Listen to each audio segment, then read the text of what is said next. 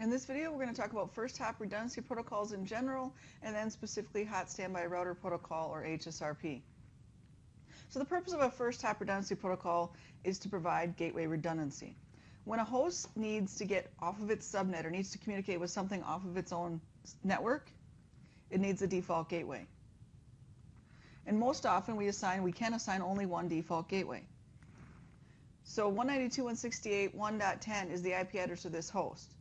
He doesn't need a default gateway to communicate with 1.1 or 1.2, but once he wants to get off that 192.168, say 10 subnet, assuming this is a 24-bit subnet mask, then he needs a default gateway. And often, like I said, we only can assign, oftentimes we can only assign the one default gateway. So what a first hop redundancy protocol does is provides gateway redundancy by giving us a virtual address to provide as the default gateway. So if I go ahead and I configure this as I would normally do, I have no redundancy protocols configured in my network, I would give this guy either a default gateway of 192.168.1.1 or 192.168.1.2.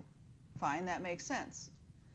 The issue is when he wants to get off this network, let's say I assign him the 1.1 network, or I'm sorry, gateway.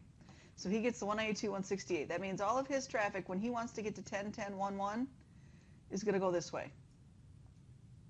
Nothing wrong with that, as long as R1 is always up. What happens if this link breaks, or somehow R1 goes down? This host can no longer get to anything beyond the 1.0 network. He's not going to be able to get here because he can't go through here.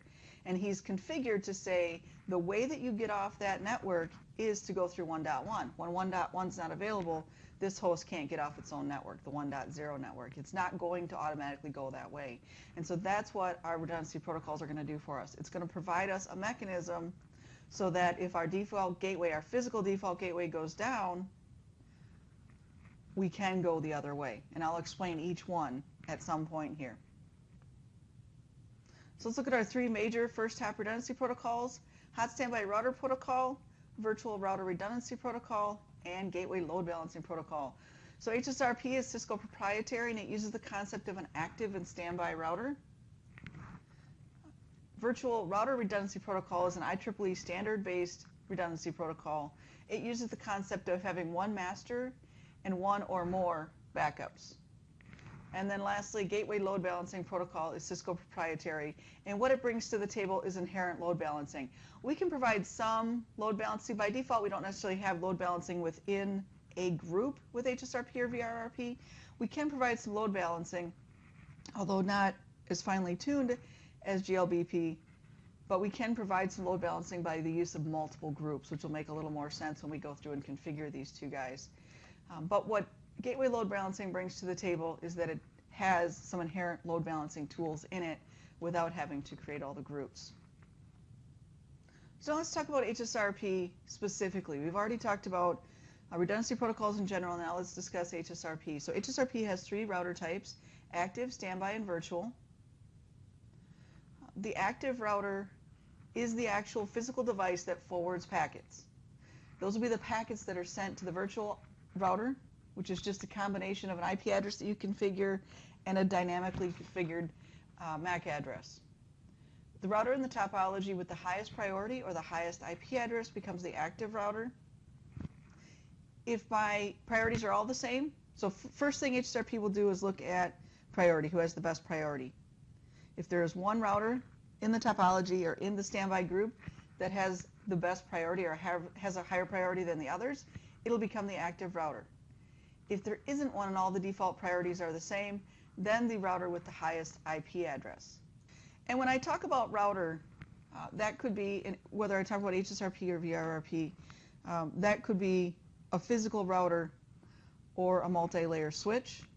So we could look at physical interfaces on a router, physical routed interfaces on a multi-layer switch, or switch virtual interfaces on a multi-layer switch. All of those things can be configured with a first hop redundancy protocol. So when I refer to routers, know that I'm referring to them both ways. A routing device, okay, in this instance. So our other role that we can have is standby. The job of a standby is to pay attention to hellos within the standby group, and if it stops receiving them, so he's paying attention to what's happening with HSRP or within the standby group. If he doesn't get a hello within a predetermined period of time or a hold time, then his job is to take over as the active router. So what he sees is, I don't get a hello in a particular period of time, then either the link is down, or for whatever reason I'm not receiving a hello, or the router itself is down. That means standby has to become active. Okay? And the last router role is the virtual router. So all a virtual router is the configured IP address, so an IP address that you configure, and a dynamically assigned MAC address. The host then sends packets to this IP address MAC address combination. So to configure the IP address, we just use the command standby, give it a group number, IP, and then give it a standby IP address. This is, I'm sorry, a virtual IP address. So you'll see when I type out commands generally, the key word that has to be used, I put in bold, and then the option that you have after the keyword, if it's an option, it's not bold and it's usually italic. So if I'm configuring standby group 1, the command would be standby 1 IP and then an IP address, 192.168.1.3. Okay? And then, as I said, the MAC address is configured dynamically by the routers, or by the HSRP group. Okay, they're going to figure out what it is. If I'm using version 1 of HSRP, the MAC address starts out with 0000.0C07.AC, and then there's no such thing as XX in hex, remember. The XX represents the HSRP group. So it's going to be these digits up to C, and then these last 2 hexadecimal digits will be the group number. With version 2, we have 2 options, because version 2 will run IPv4 and IPv6. So with IPv4, we go 0000.0C9F.F, where the last 3 hex digits are the HSRP group number. And then lastly, with IPv6, the dynamically assigned MAC address will be 0005.73A0.0, again with the last 3 hex digits. So these X's here are just placeholders. The last 3 digits are the HSRP group. Okay, so we have active, standby, and virtual. Active does the actual forwarding. Standby listens to the HSRP group. If it doesn't receive hellos within a particular period of time, his job then is to become active in our network. And our virtual router is the IP address, the virtual IP address, virtual MAC address combination that our hosts are actually going to use to forward packets to.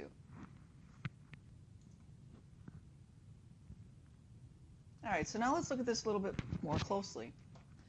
We have our same topology here, and remember before, well, it's always, we're going to just assign a default gateway.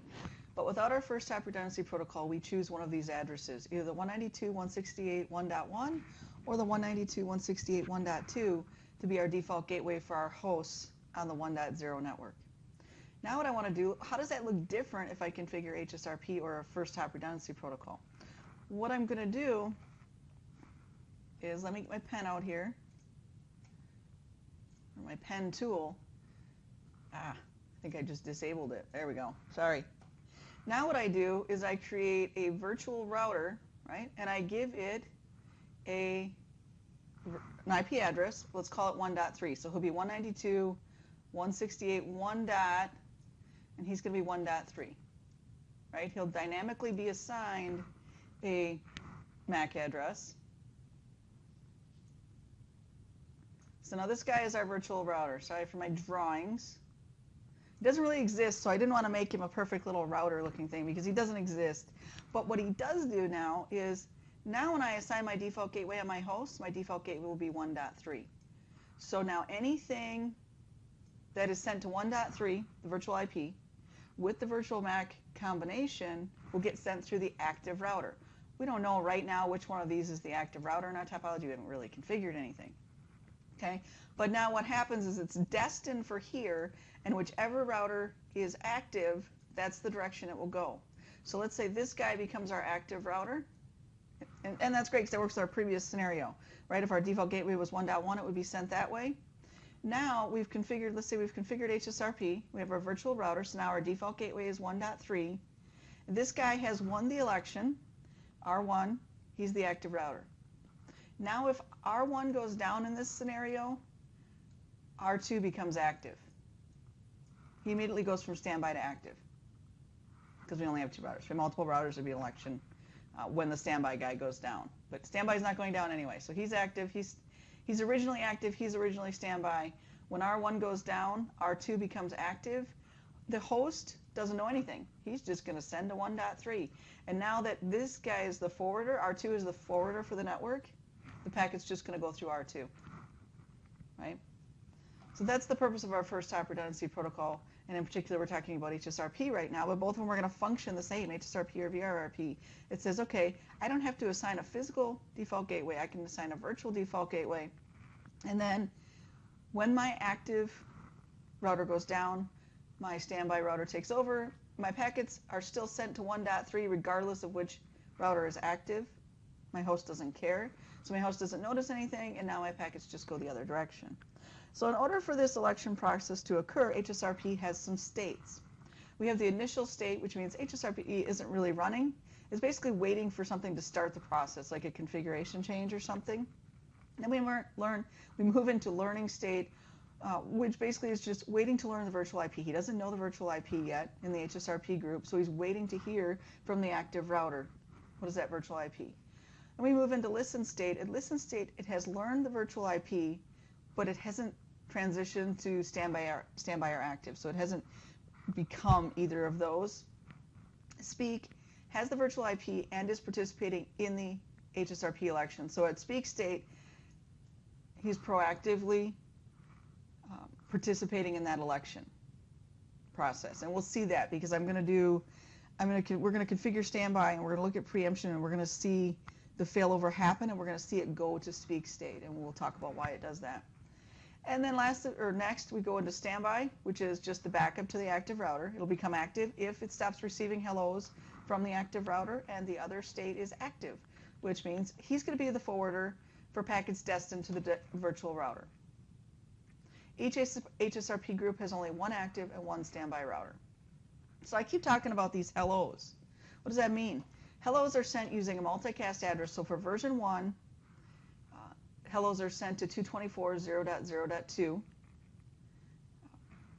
For version 2, hellos are sent to the multicast address 224.0.0.102. And for IPv6 with version 2, the hellos are sent using FF02::66. For both versions 1 and 2, IPv4 is sent over UDP, it uses UDP port 1985, and for IPv6 it uses UDP port 2029. The default intervals for the hello and hold times are 3 and 10 seconds. So if I leave everything by default, a hello will be sent every 3 seconds. If my standby router doesn't receive one within 10 seconds, then it'll go into active state.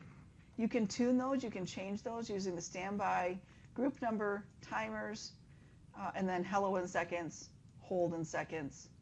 If you want it in milliseconds, then the command is standby, the group number, timers, the keyword milliseconds, then give it the hello milliseconds, then the keyword millisec, or msec, I should say, and then the hold. So to do seconds, it would be like in group 1. Let's change it. So we do 4 and 12, so we do standby 1, timers 4, space 12.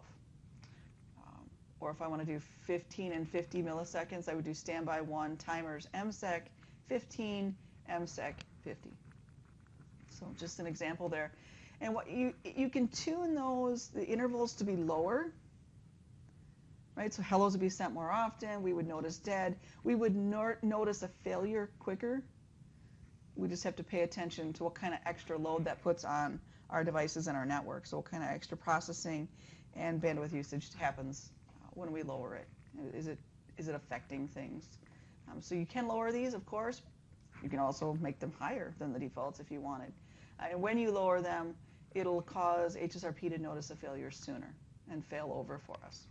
So next, let's go ahead. We've talked about the theory behind first hop redundancy protocols. We've talked about HSRP and some of its particulars.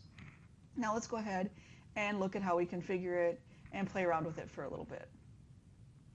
And I think I'm actually going to do that in a separate video because I don't like when videos get to be too long. So first I will look at the commands, and then we're going to end this one, and we'll go over and we'll configure HSRP. So the commands for HSRP configuration are pretty easy, and I'll review them again in the next video. We configure the virtual IP address. Remember we said that the virtual router is a combination between a configurable virtual IP address and the dynamically assigned MAC address. So we configure the IP address by doing standby. This should actually not be in bold the way I do things, right? So because the group number could be whatever I choose. So standby a group number, the keyword IP, and then whatever the virtual IP address. That's really all you have to do, because you don't have to configure priority. It does have a default of 100, and it's up to you as to whether or not you want to configure preemption. So the priority, which is what we want to do to make sure that HSRP is deterministic, we know exactly who's active and who's standby. We do standby, the group number, the keyword priority, and then whatever that number is. If I want a particular router to be active, if I leave everything else at the default's 100, then I just make the priority number 110 or 200 or something, higher than. And we'll go over what this number can actually be in the next video. And then we can configure preemption, which is optional. That just says, hey, if my active router goes down, and then so then my standby router transitions to standby, when my active router comes back up, I want him to become active again. Without preemption, the election process won't happen. So basically it says, if I'm configured for preemption, go ahead and participate in the election process again so that our topology goes back to the way we want it. And that is optional. So that's the theory in HSRP. The next video, let's go over configuring HSRP.